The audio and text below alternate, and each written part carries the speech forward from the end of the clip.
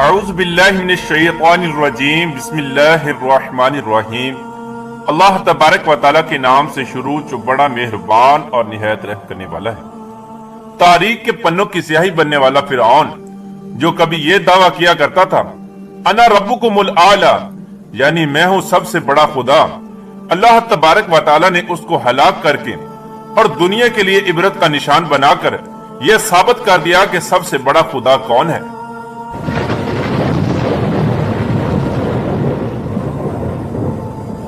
پیارے دوستو، فرعون مصر کی تاریخ کا ایک ایسا بدبخت بادشاہ گزرا ہے جو خود کو خدا کہلواتا تھا اور زبردستی لوگوں سے اپنی پوجا کرواتا تھا اور مسلمانوں پر ظلم و ستم کی انتہا کیا کرتا تھا۔ اس بدبخت فرعون کی بدبختی کا اندازہ اس بات سے لگایا جا سکتا ہے کہ جب اللہ تبارک و تعالیٰ نے اس کو ہلاک کیا اور دنیا کے لیے عبرت کا نشان بنایا تو اس کی لاش کو نہ پانی نے قبول کیا اور نہ ہی زمین نے قبول کیا، بلکہ اس بدبخت کی لاش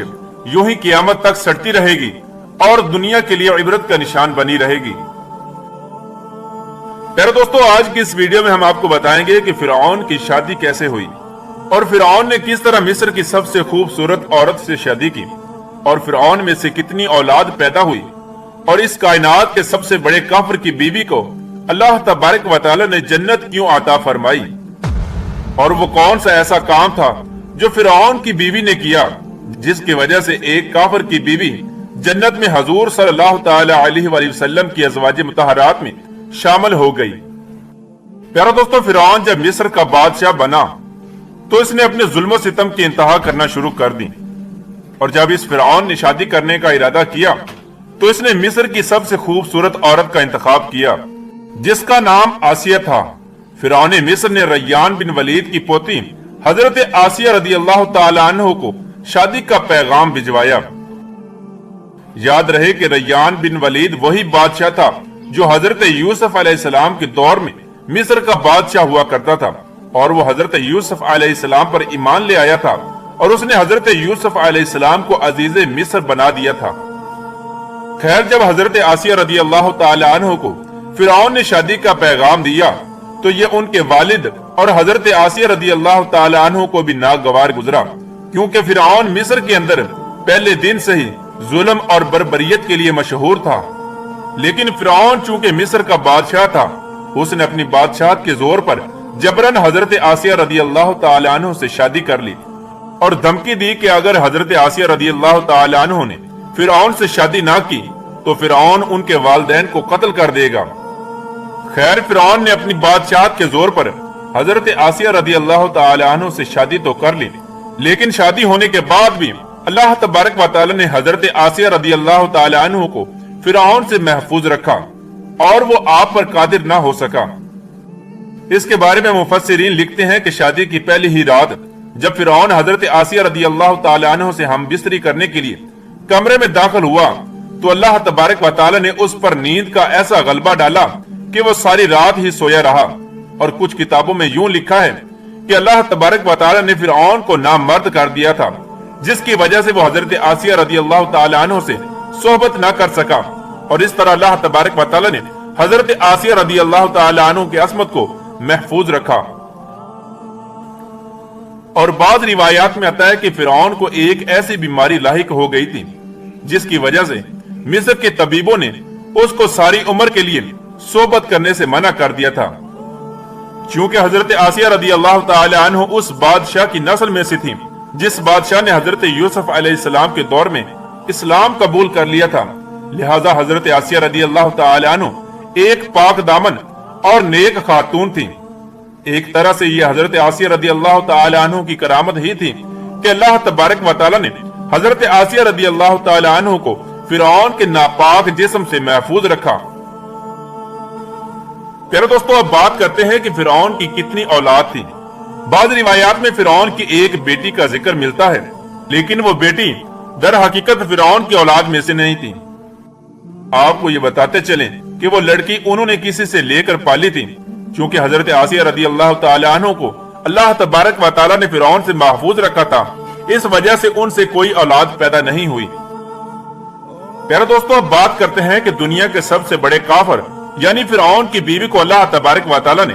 جنت میں حضور صلی اللہ تعالی علیہ وآلہ وسلم کی ازواج مطہرات میں کس وجہ سے شمار فرمایا، اور وہ کون سی ایسی نیکی تھی جس کی وجہ سے ایک کافر کی بیوی کو اللہ تبارک و تعالی نے جنت عطا فرما دی۔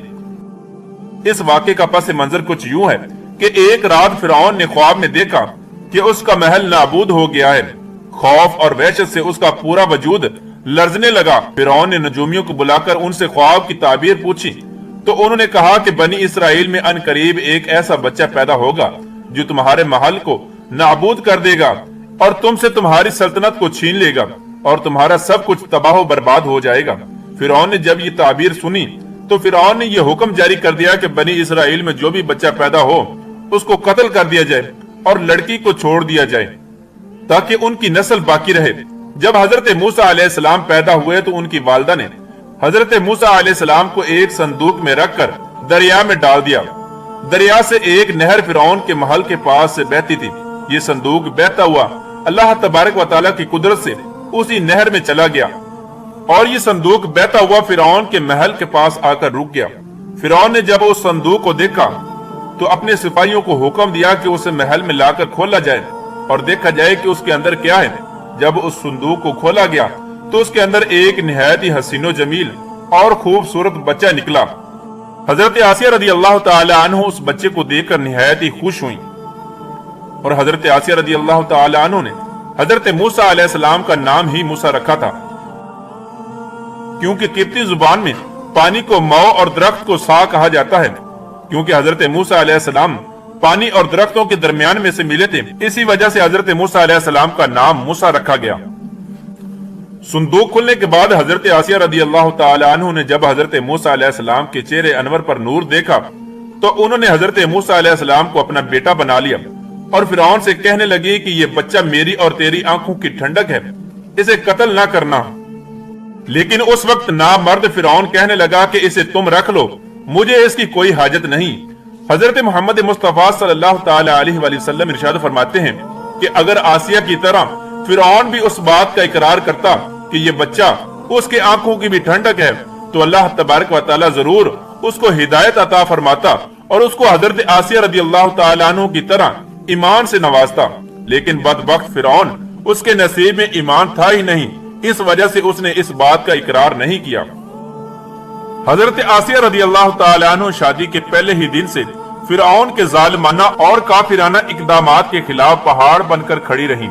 حضرت موسیٰ علیہ السلام نے جب اعلان نبوت کیا اور جب محل میں جادوگروں سے مقابلہ کیا تو یہ دیکھ کر حضرت آسیہ رضی اللہ تعالی عنہ حضرت موسیٰ علیہ السلام پر ایمان لے آئیں، اور ایمان لانے کے بعد کافی دنوں تک انہوں نے اس بات کو فرعون سے چھپائے رکھا۔ لیکن جب فرعون نے خدائی کا دعویٰ کیا اور لوگوں سے خود کو سجدہ کروانے لگا تو پھر حضرت آسیہ رضی اللہ تعالی عنہ کھل کر میدان میں آ گئی اور فرعون کے اس عمل کی سخت مخالفت کرنے لگی۔ جیسے ہی فرعون کو پتا چلا کہ میری بیوی بھی حضرت موسیٰ علیہ السلام کے خدا پر ایمان لا چکی ہے تو اس نے حضرت آسیہ رضی اللہ تعالی عنہ پر ظلم ڈھانا شروع کر دی اور روزانہ حضرت آسیہ رضی اللہ تعالی عنہ کو طرح طرح کی اذیتیں دینا شروع کر دی۔ لیکن فرعون کا طرح طرح کا ظلم بھی حضرت آسیہ رضی اللہ تعالی عنہ کے ایمان کو متزلزل نہ کر سکا۔ فرعون نے بہت کوشش کی کہ حضرت آسیہ رضی اللہ تعالی عنہ کو ایمان سے دور کر دیا جائے اور دوبارہ یہ کفر و شرک کی طرف لوٹ آئیں، لیکن حضرت آسیہ رضی اللہ تعالی عنہ نے فرعون کی تمام تر کوششوں کو ناکام بنا دیا اور وہ صرف اللہ تبارک و تعالیٰ کا نام پکارتی رہیں اور اللہ تبارک و تعالیٰ کی عبادت میں مصروف رہیں۔